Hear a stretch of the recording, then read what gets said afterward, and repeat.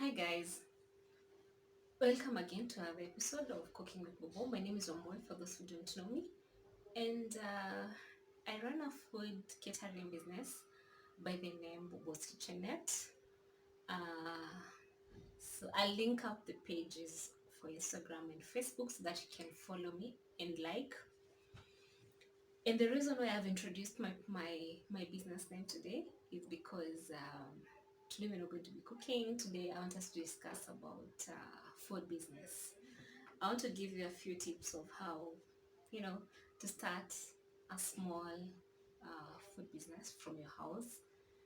And to be precise, I really want to target the small people. You know, if you cook from your house, or you're thinking of cooking from your house and delivering to offices or delivering to schools or whatever, this video is for you guys. So I want to give you a few tips. I don't want to discuss more about my business because I don't want this video to look like it's more of myself or more. But I'll be giving you a few tips. I'll be giving you, maybe small short stories of how I also started my catering business. But in between this video, I'll discuss with you how I started my food business. There's a difference between the catering company and food business. So I have been in food business for like I think 4 years, 4 to 5 years, because I used to run a fast food uh, between the year of 2015 to 2016. So straight back to the story. Let me not focus about the business part, my business part. So if you're passionate about food and you've been thinking of how to start small, how to start cooking from your house and delivering to people, here are a few tips for you. One thing that you need to do is you need to research. By researching, I mean every business needs to be researched. Food industry being exceptional, you need to research in every business that you want to start. You need to research about you want to run this business, but what is your target market? Which marketing? Do you call it marketing niche? Yes. What is your target market that you're targeting? Are you targeting schools? Are you targeting students from campus? Are you targeting residential homes? Are you targeting offices? Sorry. So that's one thing you need to get to the point before starting it.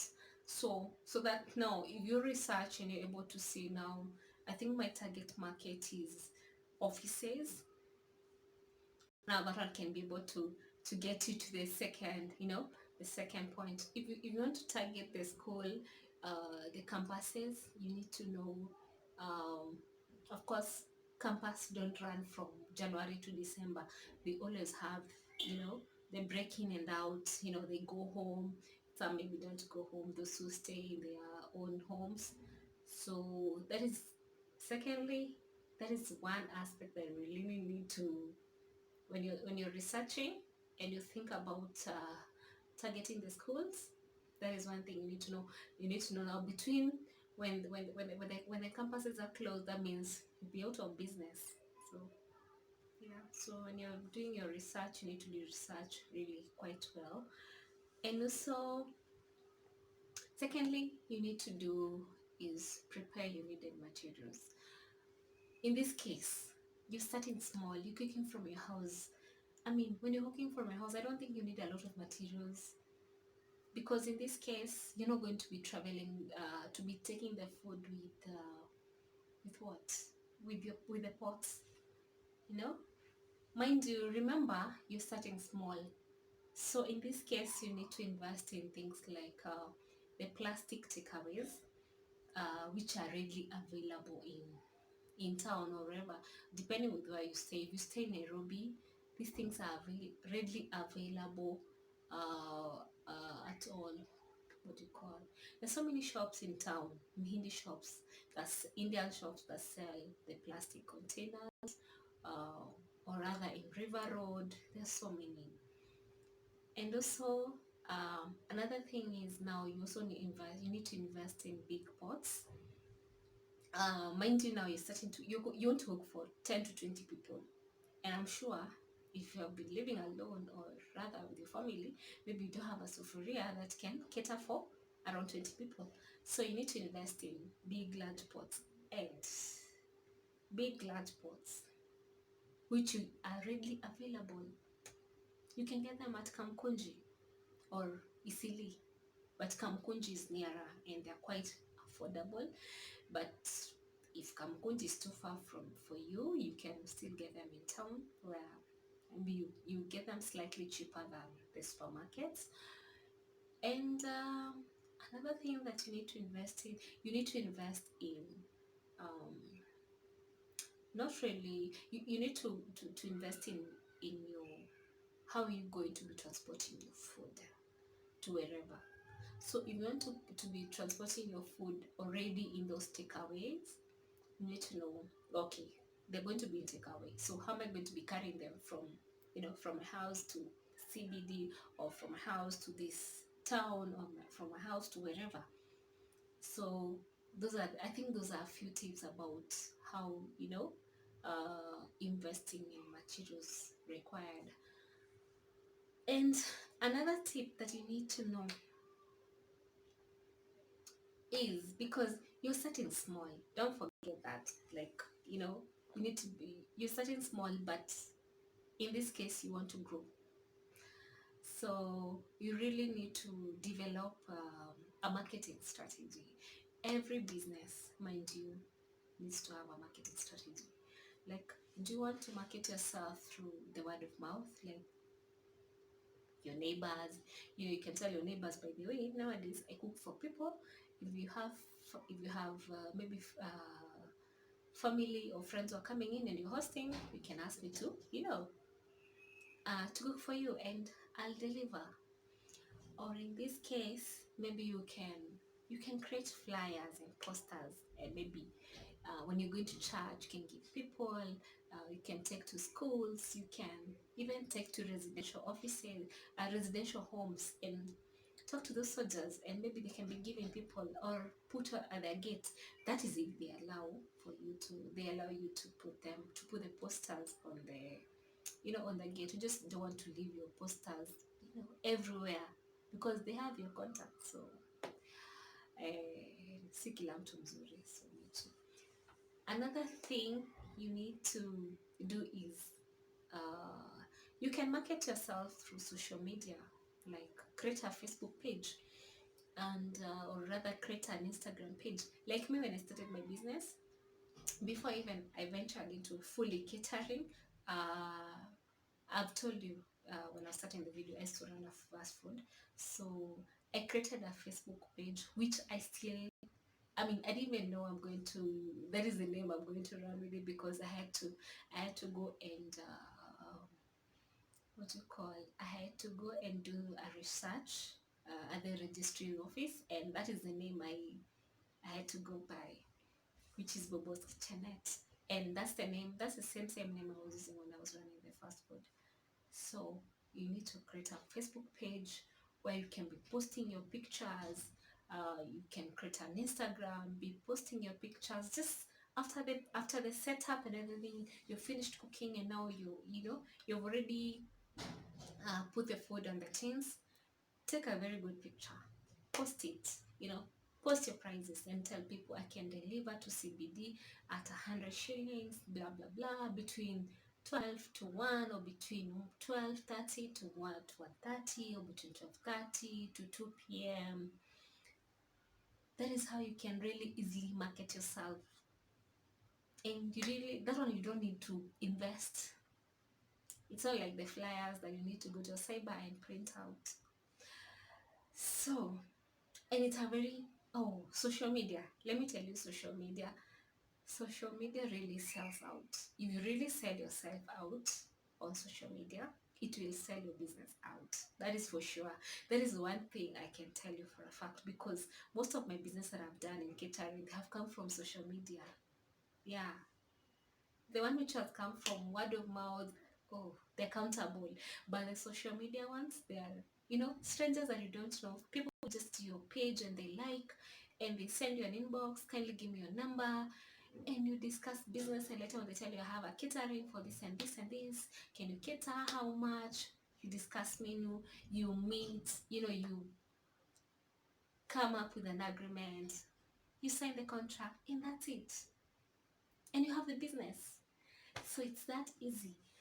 So another thing is, I think I've discussed in depth about how to marketing strategy. Another thing that you need to do is, when you want to run food business from your house, is you need to acquire something called the licenses or the permits required. And in this case, because you have started small, you really don't go for the very, there are those ambiguous certificates that as caterers, as a caterer, that you're required to have. So, but because in this case you're doing the business from your house, you need to have a food handler certificate, which is very important and very crucial. And food handler certificate is only 700 shillings. So you go to your city council, like myself, I went to city council. When you go to city council office, there's a department for health, whatever, anything health related. So they're going to send you to a health facility, and but before they send you to a health facility, you're required to pay, I think, 700 shillings. At the moment, I think it's 700 shillings.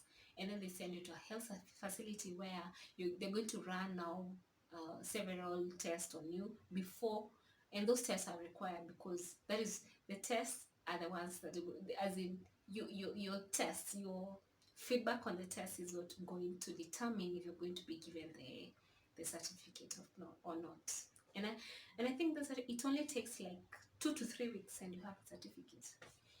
So food handler certificate is very crucial. That is, in this case, if you're doing the business yourself, or if you're hiring a chef who comes to your house to cook, they really need to acquire that food handler certificate. It's very important, especially when you're dealing with food. It's very crucial.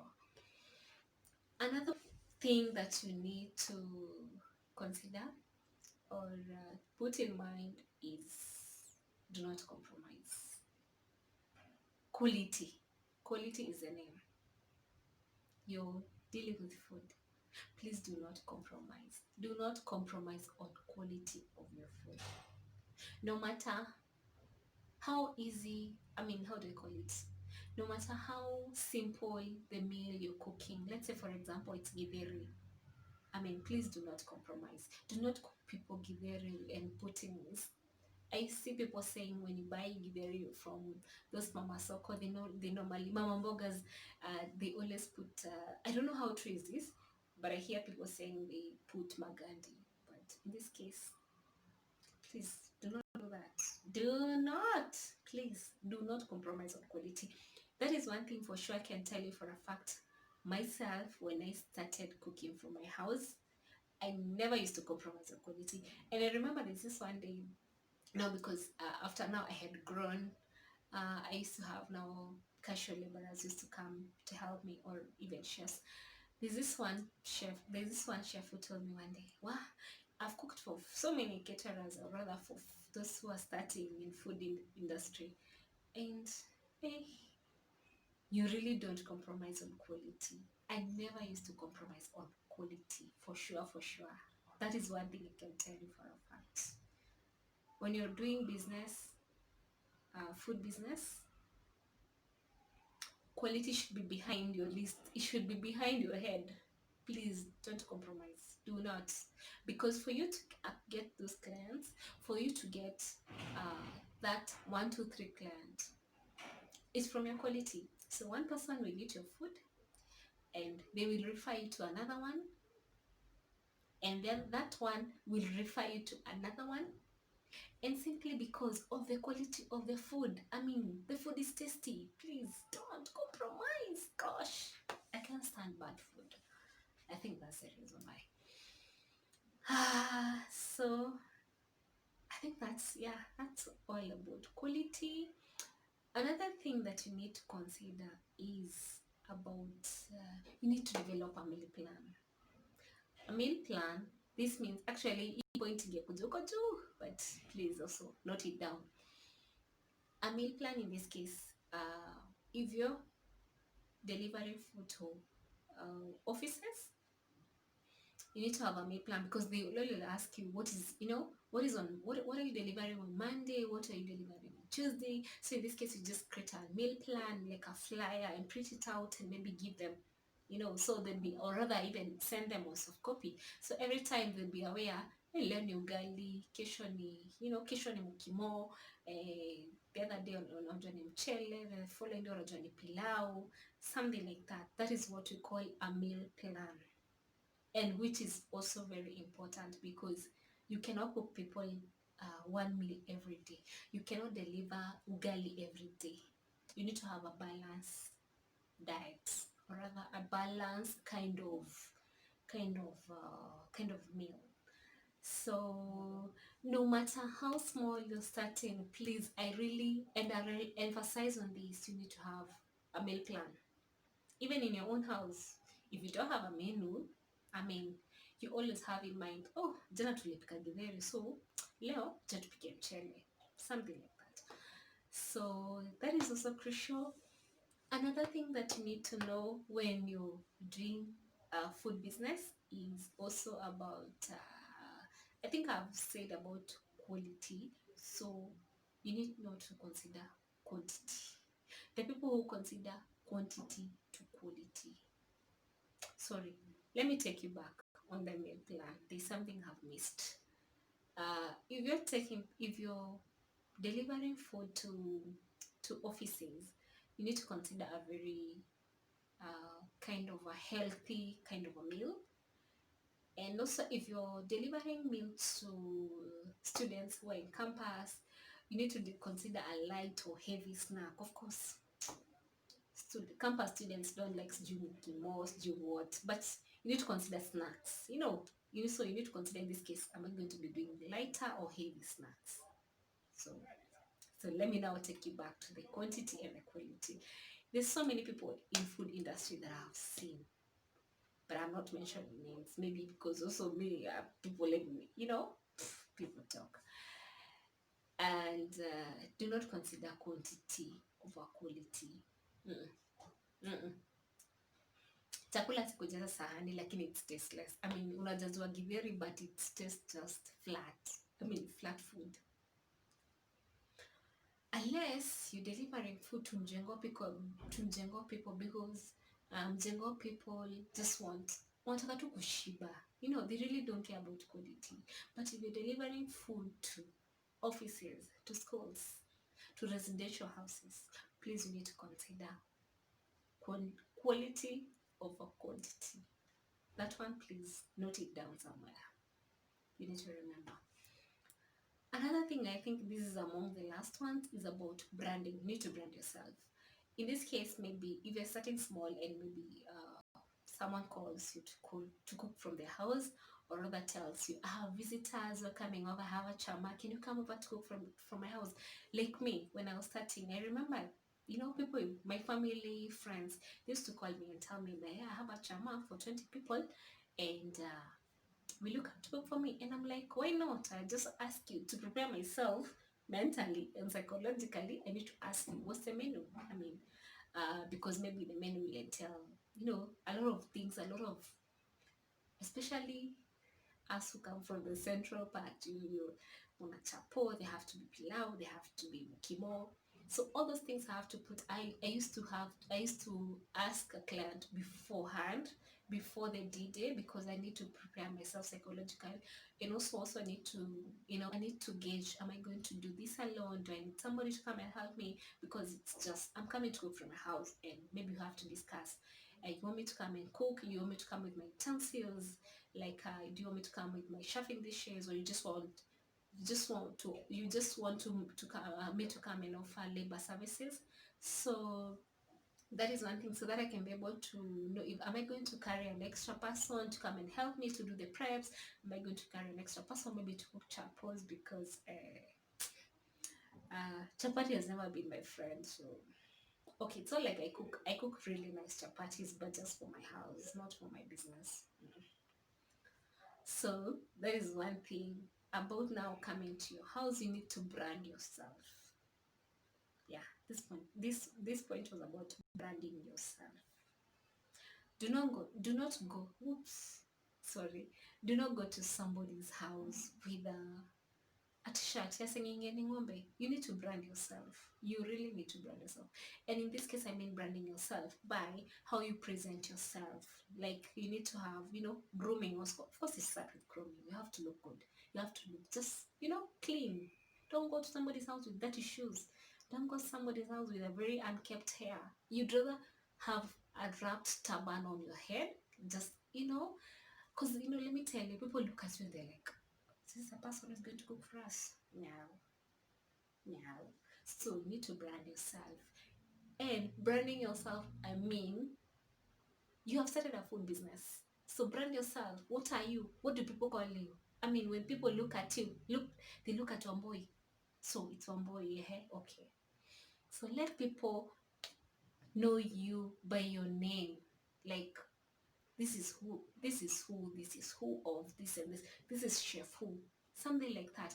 So branding yourself, I mean, by what you dress, what you present yourself with. Simply can be a t-shirt. I mean, just go to River Road, to those Indian shops, and get a very simple t-shirt. Let me show you, for example. When I started catering, this is not what I started with. I started with the white, the white chef jacket. That's what I started with. And I only had to go to a fundi who did some embroidery on me, and it had my company name. But now with time, because I was growing, so I wanted to brand myself, I wanted people to look at me, or people to see my stuff somewhere, or people see me and they'd be like, oh, I think I've seen Bobo's Kitchenette catering for my neighbor here, something like that. So when I started catering, I didn't start with this. This is just a simple t-shirt. It's a polo t-shirt, this one. So I started with the chef jacket that I've told you, but later on I had to grow. So I grew after the chef jacket. I had to get the round t-shirts. The round t-shirts are the ones, I think it's something like this, just round like this, with no polo collar. So, and I got them at around, I think, because I bought a lot. I think I bought 6. So 6, it's considered like a dozen, because it's a half a dozen. So I got them for around 200 and something. I can't remember. And after getting 200 something, I had to get a designer, because I already had a logo who branded my company name and my slogan. So that is what we call branding. Branding yourself. If you can't afford the chef jacket, which is something like this, now this is what currently I use with my stuff. If you can't afford this, but it's not expensive, but if you can't afford this, you can get the t-shirts. These t-shirts are, I think they range between, I think, 450, but if you're buying a dozen of them, which is 12, you get them at cheaper price, around maybe 400 bob or 300 and something. So, and then you brand yourself. Just get design a logo. If you don't have a logo, get a graphic, these people who do graphic design, and they design for you a logo with your slogan, and then with the same logo, use it to do your branding on your uniform. So at least when people see you, when you go to somebody's house with your t-shirt and your jeans, somebody doesn't know you. They don't know you as Wambui.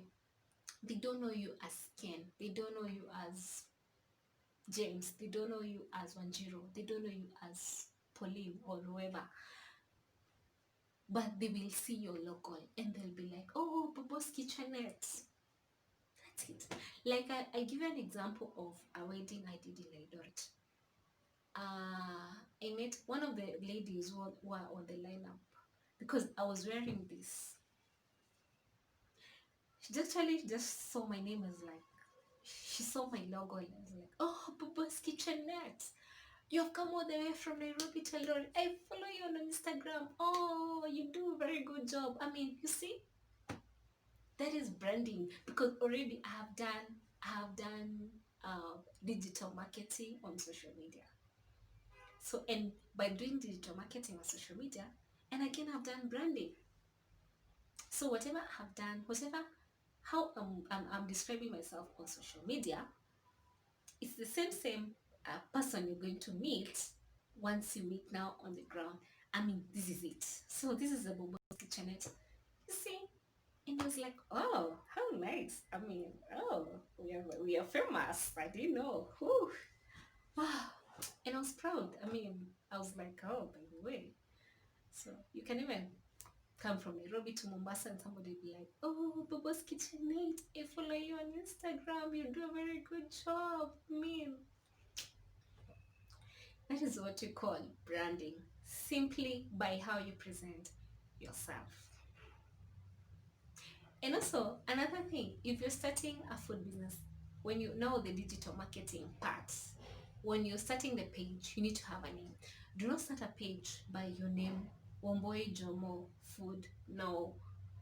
I mean, I'm starting to post on, yes, I post on my pages, my personal pages, but I post on my page and, share with my name so somebody can be able to see, oh, this is connection with this person. So you need to have a page. As much as you're going to be posting on your own social media, you need to have a page of yourself. Create a page so that now when you come into branding, you already have a name for yourself. You already have a name that you can be able, people can call you, can watu wanaweza kuitanisha na hiyo jina. Kizungu imepotea. So I think that's it. I'm done with tips. If there are more tips you'd like to add to mine, please comment down below. And also, maybe we're going to be doing more of this. I'm going to be giving you more ideas and also how to run a catering business. So thank you so much for those who have watched, or for those who will watch, or for those who have stuck by with me. Please, and you haven't subscribed to my channel, please subscribe to my channel kindly, and click on the notification bell so that every time I post a video, you're the first people to be notified. So until next time, bye bye.